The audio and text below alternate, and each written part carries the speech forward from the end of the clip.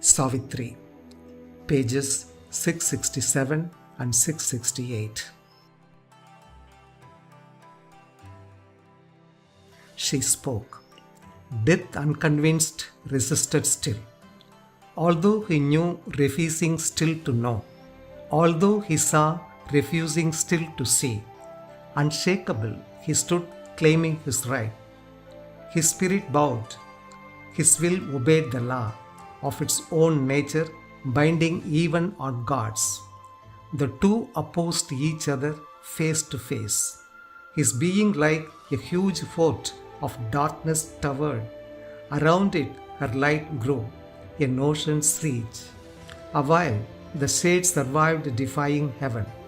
Assailing in front, oppressing from above, a concrete mass of conscious power, he bore the tyranny of her divine desire.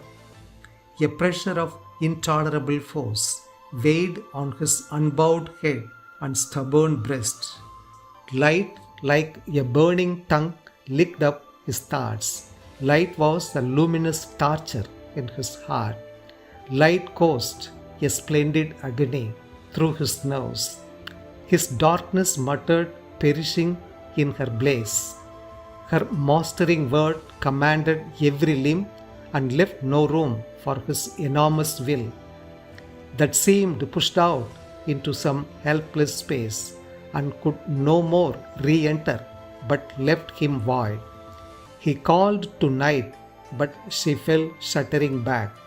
He called to hell, but sullenly it retired. He turned to the inconscient for support, from which he was born, his vast sustaining self. He drew him back towards boundless vacancy, as if by himself to swallow up himself. He called to his strength, but it refused his call. His body was eaten by light, his spirit devoured.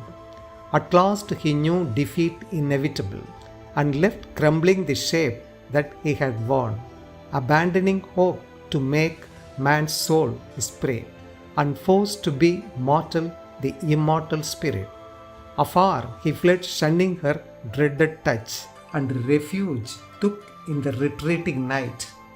In the dream twilight of that symbol world, the dire universal shadow disappeared, vanishing into the void from which it came.